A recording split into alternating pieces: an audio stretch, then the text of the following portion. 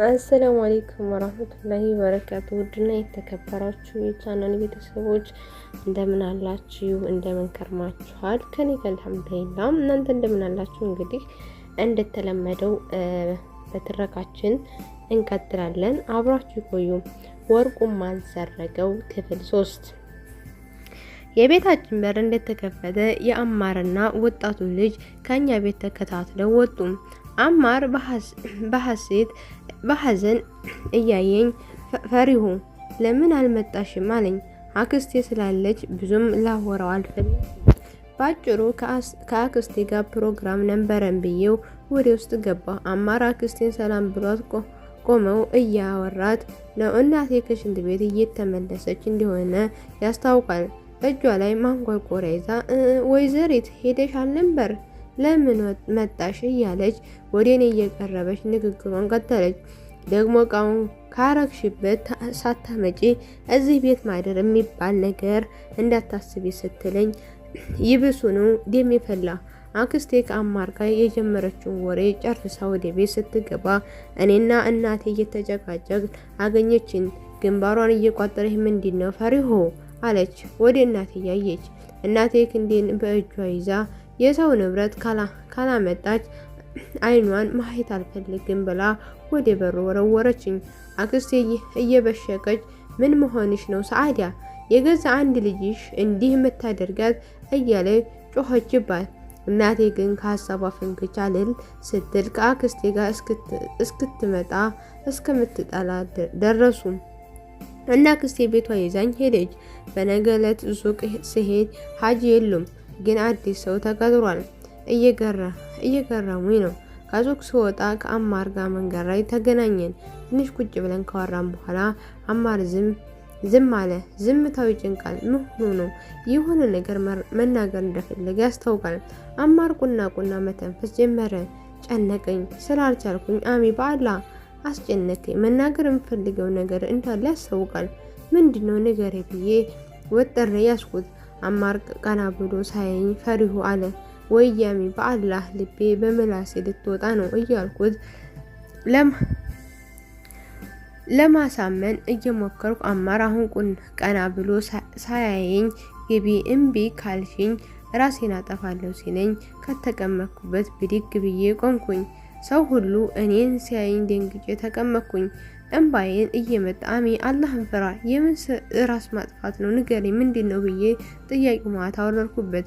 አማር ቀና ብሎ እያየኝ ፈሪሁ በቃ እንገባ ላግባሽ እያለ ምላሽን አይኔ ውስጥ የሚያገኝ መስል አይኔ ያኛል። እኔ አማር ባለው ሀሳብ ብሽቅ እያልኩኝ ቆይ በዚህ ሰዓት እንደዚህ አይነት ቀልድ ይቀልዳል ብዬ ምንጫነ ጀመርኩኝ። አማር ቁም ነገር ሲያወራ ፊቱ ያስታውቃል። አቦ የምን ቀልድ ነው? ማን ቀለደ? ከምሬን ነው ፈሪሁ እያለ የጭንቀት ፈገግታ ፈገግ አለ። አማር ከምሩ እንደሆነ ሲነግረኝ ደስ አለኝ። የዓለም ንግስት ነሽ እንደተባለች የአንዲት ተራ ሴት ልጅ 1000 ዓመት የተሰጠች ያህል ደስታ ገደብ አጣ። እየፈገግኩኝ እሺታዬን ገለጽኩት። አማር በደስታና ሽማግሌዎች መቼ ይላካለኝ እንዴ? ድንገት ጭንቅላቴ ላይ አንድ ሀሳብ ድቅን ብሎ መጣ። ሀጂ እሳቸው እንዲህ እየሆኑ እኛ ልንጋባ ያማረን ይቀራል። አሚ አይሆንም መጋባት አንችልም ብዬ ቦርሳዬን አንስቼ ወጣው። አማር አልተከተለኝም። ስልክ አልደወለም። 2 ቀን ሞላን። ጨነቀኝ። ለአክስቴ ልነግራት ፈራው። ግን ራሱን ያጠፋል እንደዚህማ አያረግም እና ለምን አልደወለልኝም እያልኩኝ አእምሮኝ በጥያቄ አጣደፍኩት። አንዴ ድንገት ወደ ሽንት ቤት ለመሄድ ከበራፍ ስደርስ አዙሩኝ ወደኩኝ። በግምት 1 ሰዓት ይሆናል ላይ ይመስለኛል። አይኔን ስገልጽ እናቴ ያዙ ይልቀቁኝ ትላለች። አክስቴን ይዛ ትንቀሳቀሳለች። ጎረቤቶችም አሉ። ምንድነው? ለምንድነው የሚያለቅሱት? ትንሽ ከማደንዘያ ስነቃ እጅ ላይ መርፌ ተሰክቷል። ከመርፌው ቀጥሎ ረጅም ገመድ ወደ ላይ ተንጠልጥሏል። አንድ ፕላስቲክ ከረጢት ውስጥ ውሃ የሚመስል ነገር ወደ ቀጭኑ የገመድ ቱቦ እጅ ላይ ባለው መርፌ ውስጥ ይገባል። ምን ሆኜ ነው? የትስ ነው ያለሁት?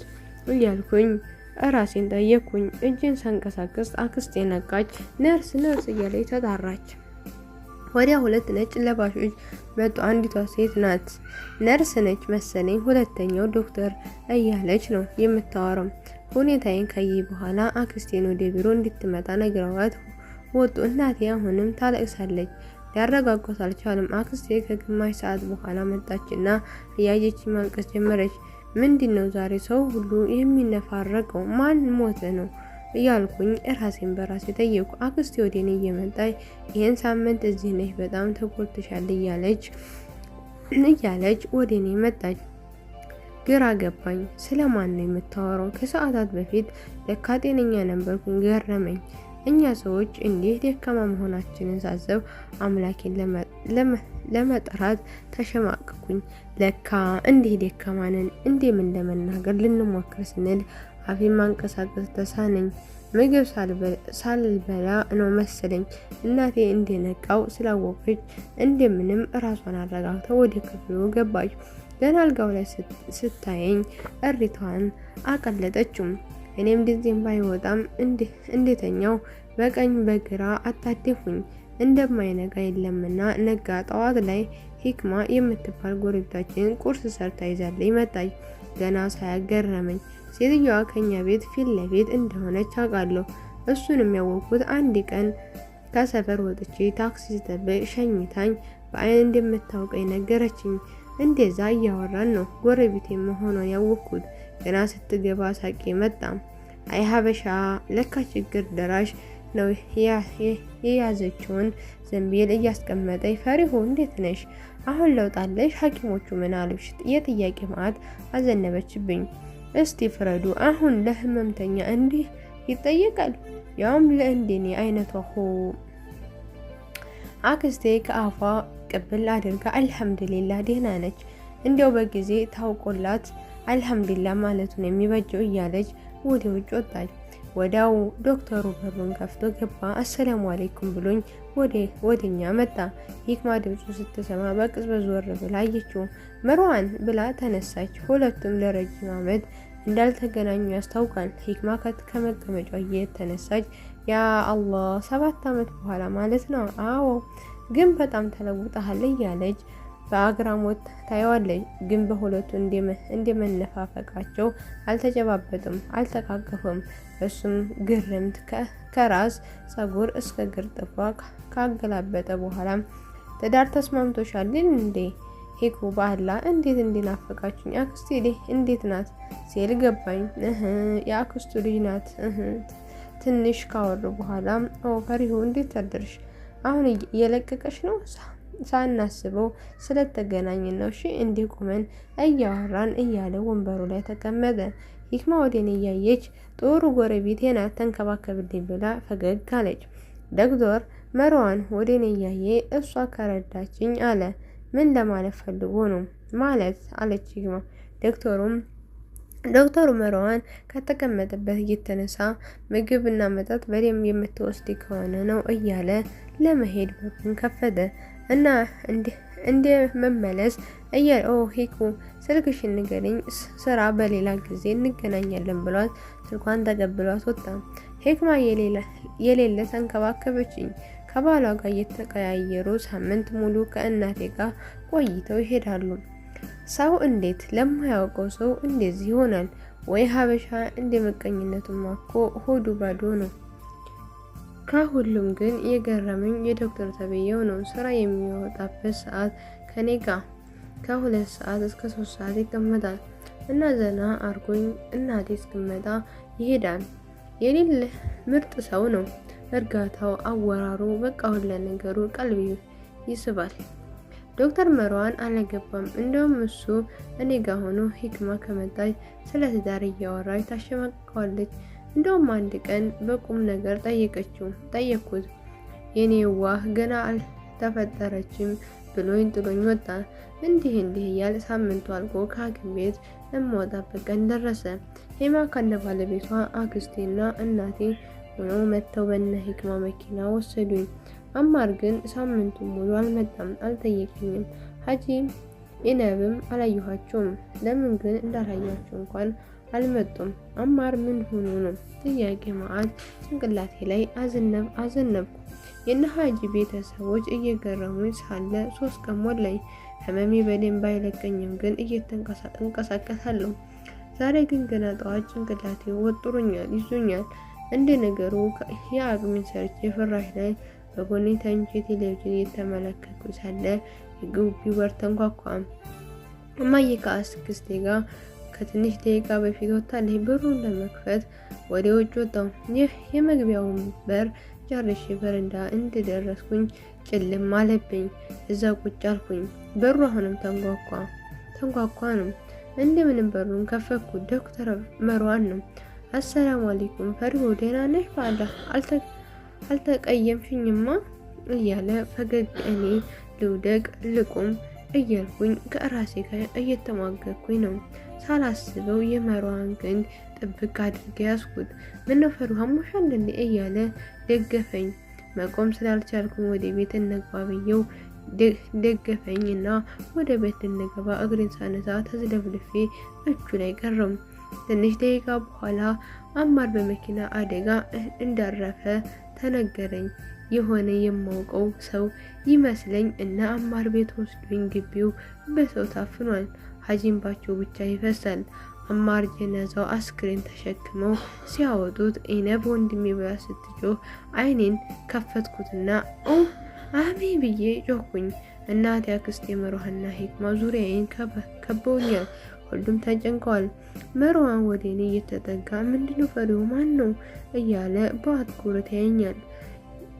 በሰለለ ድምፅ እማዬ አማር ሞተ አልኳት። ከተቀመጠችበት ብድግ እያለች የምን ሞት ነው? ጠዋት መጥቶ እኔ አንተ አትገባም ብዬ የመለስኩት እያለችኝ አፈጠጠችብኝ። መርዋን በአትኩሮት እየተመለከተኝ ድምፁን ቀነስ አድርጎ ጓደኛሽ ነው አለኝ። እንዴት ቻለ? ጭንቅላቴን ከቀኝ ወደ ግራ ነቀነኩኝ አረኩኝ። መርዋን ከዶክተርነት በዘለለ የስነ ልቦና ሐኪምና አማካሪ ነው። ይህንንም እያወኩኝ ሐኪም ቤት በነበርኩበት ወቅት ነግሮኝ ስለነበረው እና አክስቴን ወደ ስራቸው እንዲመለሱ አሳምኖ አጠገቤ መጥቶ ያወራኝ ጀመር። አማር ምንም አልሆነም፣ ስለነሱ ስለተጨነሽ ነው። አንዳንድ አእምሯችን ስለ አንድ ሰው ከመጠን በላይ ሲያስብ እራሳችንን ስታለን። ከዛም የምንነቃው ስለዛ ሰው አእምሯችን መልእክት ሲልክ ነው እያለ ብዙ ሳንትኖልኝና በመሃል ዝም አለ።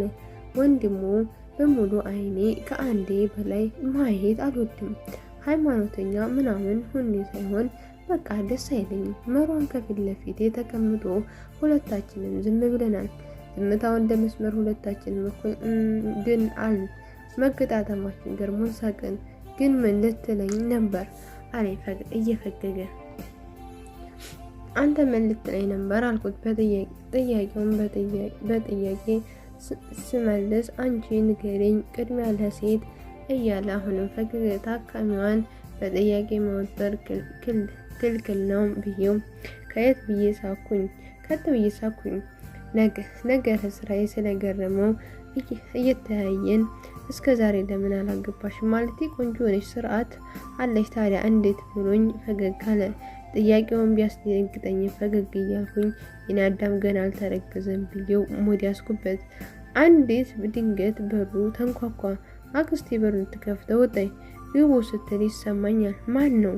የሳሎኑ በር እየተንኳኳ አሰላሙ አለይኩም አለች። ኢነብ ናት።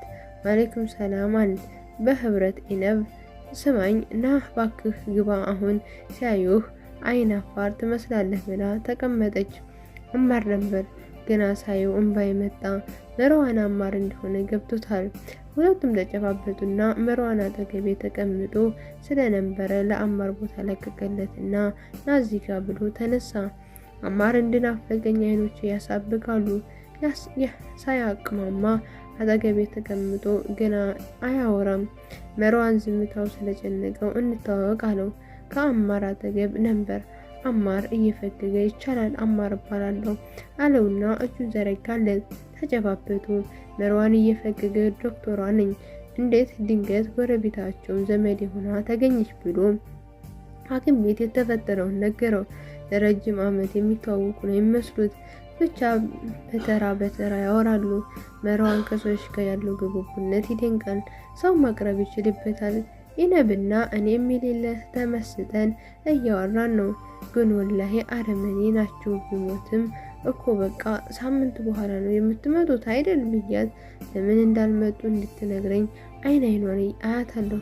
ፈሪሁ ደግሞ ሀጂን ታውቂያለሽ እንዴ ስለተናደደ እሷ ከድረሽ ብትሉ ልጅነታችሁን እንደ ካላችሁ ብሎ ሲያመር ነው።